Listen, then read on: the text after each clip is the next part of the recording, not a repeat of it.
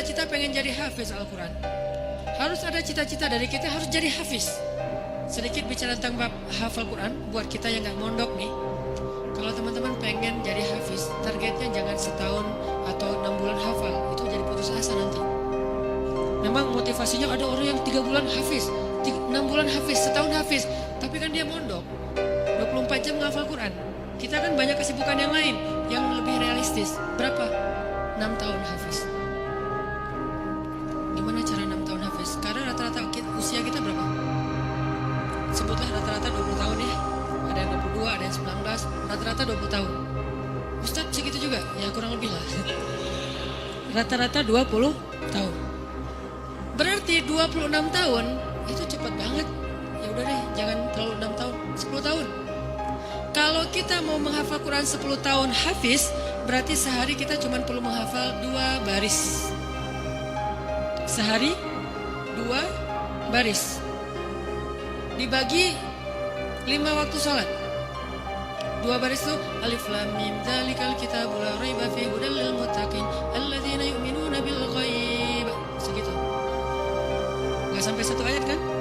Nah, cara ngafalnya subuh alif lam mim. Udah beres. Susahnya di mana coba? Subuh teman alif, zuhur dzalikal kitabul la raiba fihi. Asar hudal lil muttaqin. Maghrib alladzina yu'minun. Isya bil ghaib. Selesai. 1 hari 2 baris. Tapi butuh istiqomah, butuh dawam, konsisten. Kalau sehari 2 baris, maka 10 tahun. 10 tahun itu gak lama loh. Saya tuh di Bandung udah 13 tahun, gak kerasa. Seolah-olah baru kemarin saya datang dari Kairo ke Bandung, sekarang udah 13 tahun, gak kerasa gitu aja. Tiba-tiba udah 13 tahun. Berarti kalau saya ngafal sehari 2 baris, sekarang udah 3 tahun yang lalu udah selesai tuh.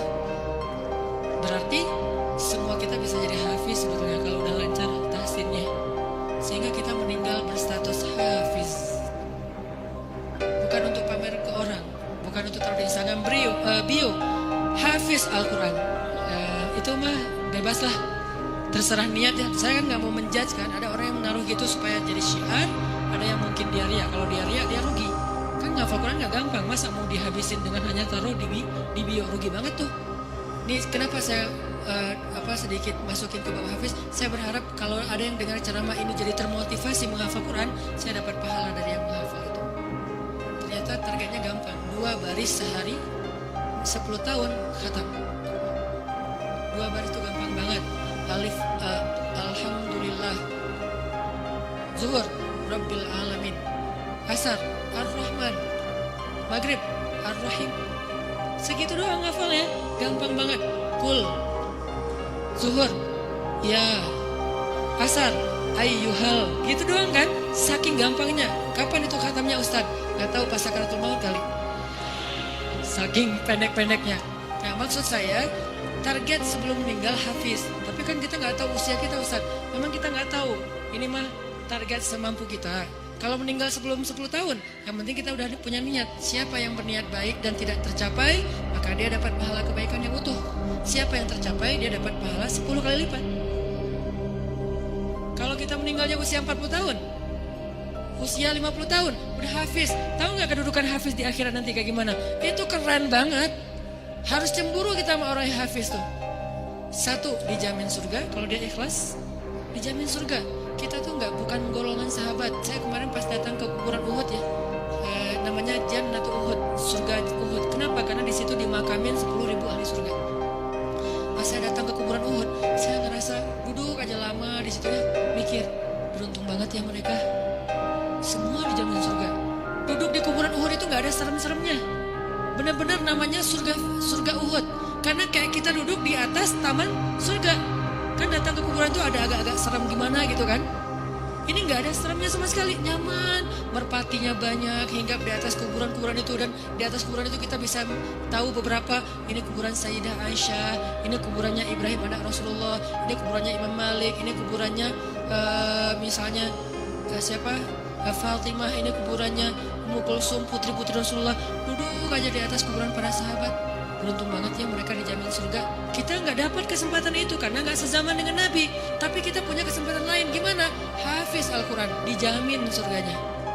dengan syarat ikhlas dan tidak berbuat dosa besar. Dijamin surga. Satu. Kedua, bisa bawa 10 orang selain mantan ke surga. Kasihan juga ya mantan ini ya. Makanya jangan jadi mantan.